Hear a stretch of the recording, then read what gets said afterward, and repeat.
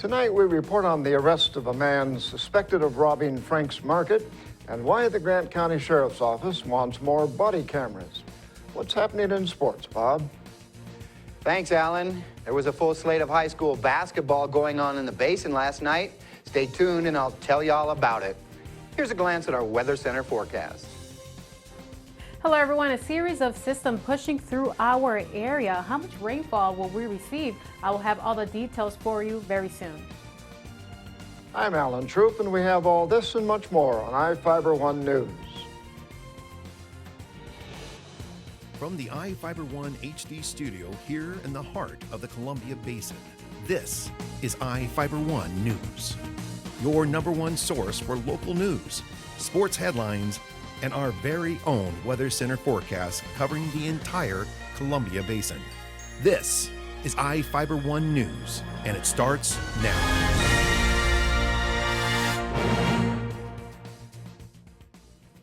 DNA evidence led Moses Lake Police to arrest a man for the robbery of Frank's Market in May. Jamie Hampshire, a 29-year-old Moses Lake man, was arrested Tuesday afternoon on suspicion of robbery and assault. Hampshire allegedly entered Frank's Market on East Nelson Road carrying a sword and went behind the counter. The 89-year-old female store owner confronted him, and Hampshire reportedly brandished the sword and shoved the victim to the ground. The victim reportedly got up and hit Hampshire with a golf club. Hampshire allegedly grabbed the cash register and fled on a bicycle. Hampshire was arrested the day after the Frank's Market robbery for stealing checks from his mother and DVDs from Walmart. He reportedly told police his bike and sword had been stolen. He reportedly escaped from the Grant County Jail in July. Hampshire was charged and pleaded guilty to residential burglary, theft, and escape. He recently pleaded guilty and was sentenced to drug treatment and 2 years of community custody. Tuesday was election day for the Moses Lake Irrigation and Rehabilitation District. Reporter Devin Higgins has the results. The rain and overcast skies didn't keep area voters from turning out at the Moses Lake Irrigation and Rehabilitation District office on Tuesday. At stake was the open seat on the board of directors vacated by Ken Kernan's resignation. When the polls closed at 8 p.m. and the counting began, Kernan's appointed replacement, Chris Dexter, held a slim lead over opponent Tom Bennett. Dexter currently has 171 votes, while Bennett has 144. MLIRD Administrative Assistant Beth Yonko said the voter turnout isn't expected to be as high as it was in recent years when the elections were considered more controversial. The district reported having about 135 absentee ballots to be counted on Monday, December 15th. The election will be certified and the winner announced following the count of the absentee ballots on Monday. Whoever wins will serve the remaining year of Kernan's term. In Moses Lake, Devin Higgins for iFiber One News. A Moses Lake woman is accused of being the driver in an October drive-by shooting in Larson. Prosecutors charged Shalane Six, a 23-year-old woman, in Grant County Superior Court with drive-by shooting and assault in the second degree. Six was reportedly driving a silver Pontiac Grand Prix on Travis Drive and passed a gang member working on his car in a driveway several times on October 1st. When the victim asked what they were doing, the passenger, an unidentified male, pointed a gun at the man. Six allegedly pulled forward and stopped. The passenger reportedly got out of the vehicle, aimed the gun at the victim, and fired 3 times. Witnesses reported someone from the home fired back at the car. The vehicle fled. A bullet hit a screen door of a nearby home. Investigators tracked the vehicle back to Six's home and identified it with a bullet hole in the trunk. Six allegedly told police she drove to the store and denied being involved in the drive-by shooting. Farmers are still waiting to be told when they can switch from using water out of the Odessa sub-area aquifer to surface water. Members of the Columbia Snake River Irrigators Association and the Columbia Basin Development League made presentations to governmental bodies in the past week about the plans to bring water from the Columbia Basin Project to farmers. Darrell Olson and Brian Keast, representing the Irrigators Association, talked to the State House of Representatives Capital Budget Committee. Mike Schwizzo, the League's Government Affairs Director, talked to the Grant County Commissioners about the plans to get new water from the project to farmlands. Both groups are trying to address issues with the declining Odessa subarea aquifer. As a way to address the decline, state and federal agencies want to switch roughly 87,700 acres of farmland from using wells to irrigate their farmland to using surface waters. And now we take a look at people being sought by law enforcement. This is Sheriff Tom Jones with the Grant County Sheriff's Office. Each of the people you see here have a warrant for their arrest. If you see any of these people, we ask you do not attempt to detain or apprehend them, but call us at 509-762-1160 or send us an email at crimetips@co.grant.wa.us. If the person is presenting a danger, call 911. With your help, we can bring these people to justice and make our community safer. Short break. We'll be back right after this. Attention business owners. The deadline is fast approaching to advertise in the 2015 edition of the Moses Lake Local Book. Don't be the only business left out. In print or online, it's the best way to reach your customer when they're ready to buy.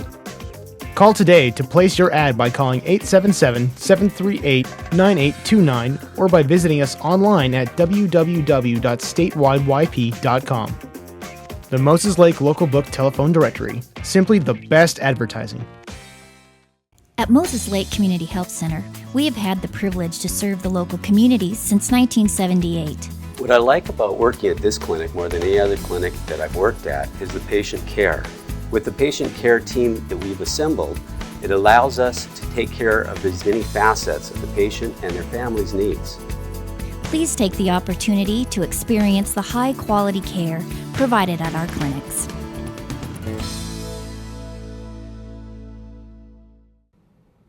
Hello everyone, I'm Chaselyn Rodriguez from your One News Weather Center, brought to you by your Bud Clary Toyota dealer. Toyota, let's go places. Unsettled weather continues around our air. We're expecting drier conditions by Friday, but in the meantime, patchy fog overnight and gusty winds up to the lower 20s for our air. A series of mild and wet weather system pushing through our area up until Friday, heading towards the inland northwest, looking for a sunny and dry weekend for our area. In the meantime, let's take a look at the almanac within the past 24 hours. Those maximum temperatures in the upper 40s above the average for this time of year, and the low in the upper 30s. It should be in the lower 20s for this time of year, so it's also above the average for this time of year.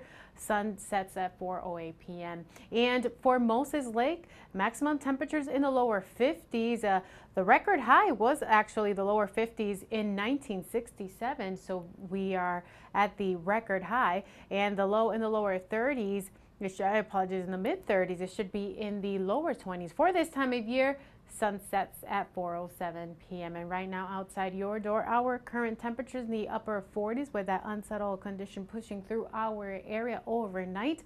It will be a little bit foggy. Those winds coming in from the south-southeast around 7 miles per hour, and a series of storm systems pushing through our air, bringing us unsettled conditions within the next few days, especially towards southern parts of our state and northern parts of California. Flash flooding is a possibility with a wintry mix heading towards the inland northwest by Friday. Drier conditions for the weekend for our state.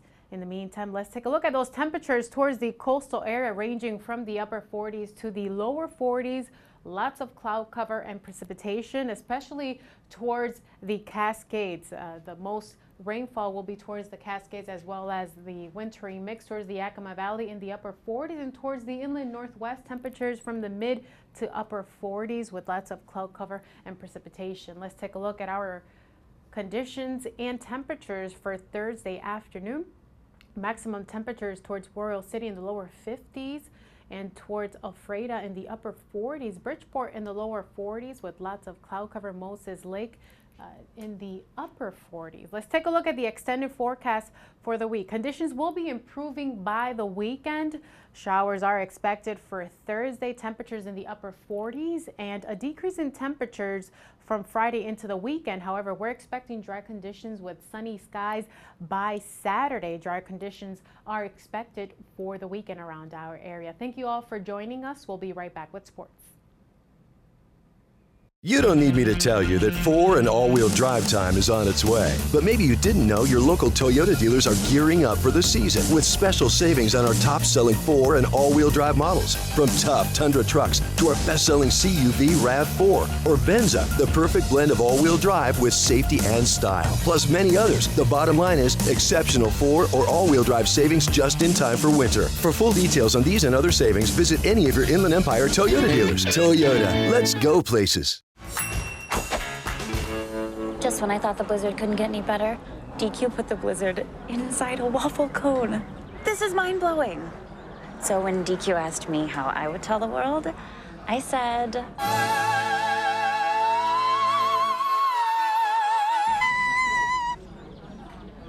Sounds better in Italian. Pretty impressive, Liz. Any blizzard, like confetti cake, now in a fresh-baked waffle cone. This is fan food, not fast food. Afraid of basketball took both games from Chelan at home last night. Reporter Sean Wells was on hand for the action. Chelan traveled over to Ephrata to take on the Tigers in a non-conference match. Ephrata's Lloyd Burleson got things going behind the arc.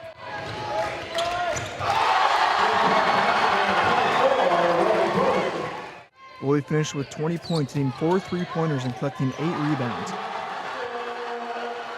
Burleson also had the tough task of playing defense against Chelan's 6'10" Hank Hollingsworth. The Tigers played great defense against the Goats, holding them to only 18 points at halftime. The team also played very unselfish, totaling 14 assists in the game. Ephrata takes down Chelan 58-47.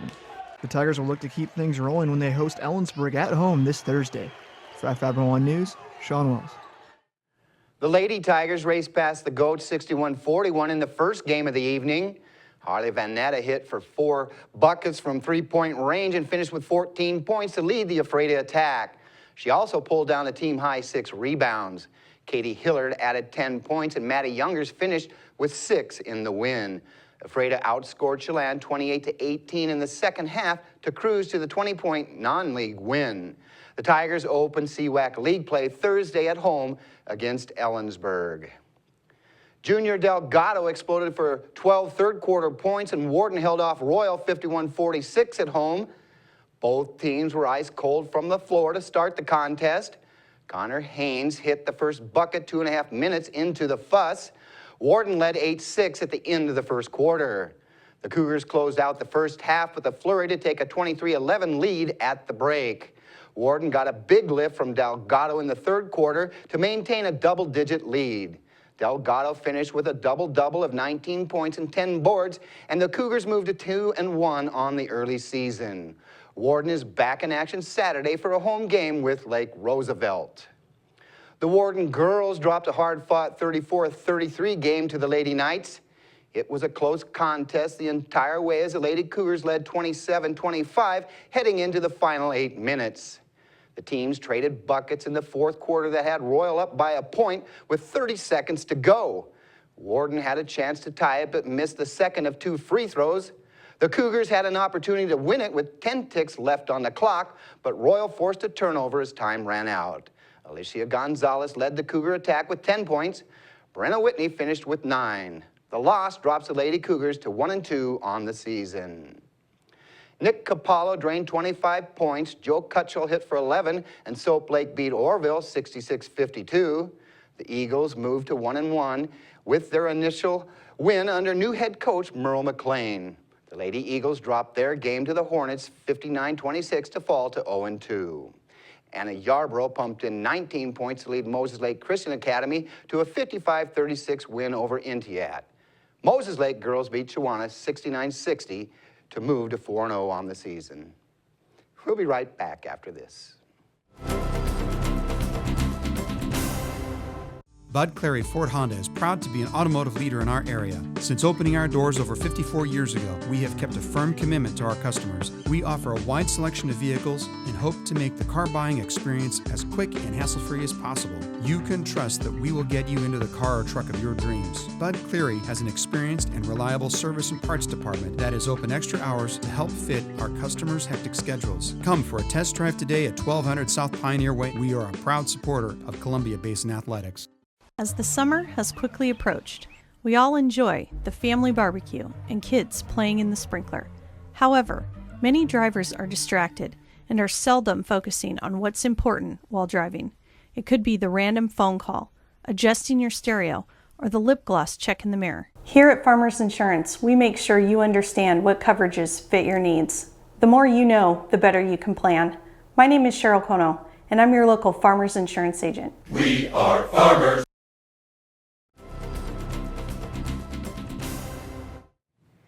Our spotlight story tonight is about the use of police body cameras that's proven to be an effective tool for the Grant County Sheriff's Office. Bill Stevenson has the story. The Grant County Sheriff's Office is planning on buying more body cameras for deputies. There are 10 cameras worn by deputies while they work. Are you Michael? Hi, Michael. My name's Corey with the Sheriff's Office. Just so you know, you're being audibly and visually recorded, okay? The Sheriff's Office is looking at purchasing more cameras with a goal of at least 25 to be used every day. The cameras record interactions between deputies and civilians and provide administrators a tool in evaluating a deputy's behavior while they work. The body cameras are worn on a vest and turned on and off by the officer. The systems do not allow officers to delete footage and provide a secure method of transferring the records for review by their supervisors.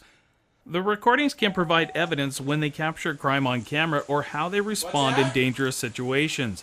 Deputy Dustin Canfield was wearing a body camera when helping to arrest 22-year-old Craig Dempsey when he barricaded himself in the bedroom of an Ephrata home on June 20th. Law enforcement was called to the home for a report of domestic violence, and when they arrived, they found he fled into a bedroom with a knife and an air rifle. Dempsey was a registered sex offender that was reportedly in violation of a protection order. He had allegedly said he would never go back to prison. And laying on the ground, kind of acting like he's unconscious, but he's still with it. It's spurting. Police breached the door to the bedroom and saw he was bleeding from a self-inflicted knife wound. They tried to talk him into surrendering, but instead he charged after police. They used pepper spray, a taser, and a rubber bullet from a shotgun before being able to subdue him. Taser! Taser! Hit him! Drop the knife! Drop the knife! Nice, guys. Still got the knife. That's lethal here. Yeah, get him. Get him. That's lethal. I got lethal. Not gate, back out! Wait. He was taken to Columbia Basin Hospital where he died from his knife wound. The recording helps in reviewing the officer's actions and provides evidence of the violent encounter. But we have no intention on hurting you. We want to make sure you're okay. Will you do me a favor, throw the knife down? I can walk in there and help you out. The public has become aware of police body cameras with events such as the shooting of Michael Brown in Ferguson, Missouri. Police critics want all officers to wear body cameras to help in determining if police violence is warranted. Breathe. Breathe. Breathe. Breathe, Craig. Breathe, Craig. Breathe, Craig. Grant County Chief Deputy Ken Jones said the cameras are successful in that they bring clarity to arrests and that they are helpful to correct an officer's behavior. He said they have made a world of difference. For iFiber One News, I'm Bill Stevenson. We'll be right back after this.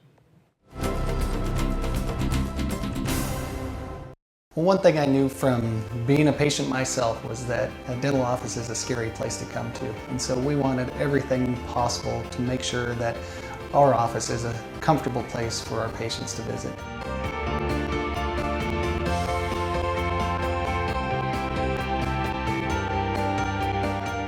The patients that I have, my clients, have made me a part of this community, and we want to give back in every way possible. Are your kids rough on your furniture? Things looking a little run down?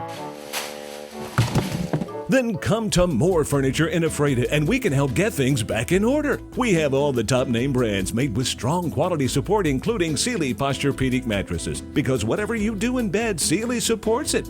The next time your furniture is in need of some replacing, stop into More Furniture in Ephrata, locally owned and trusted for over 100 years.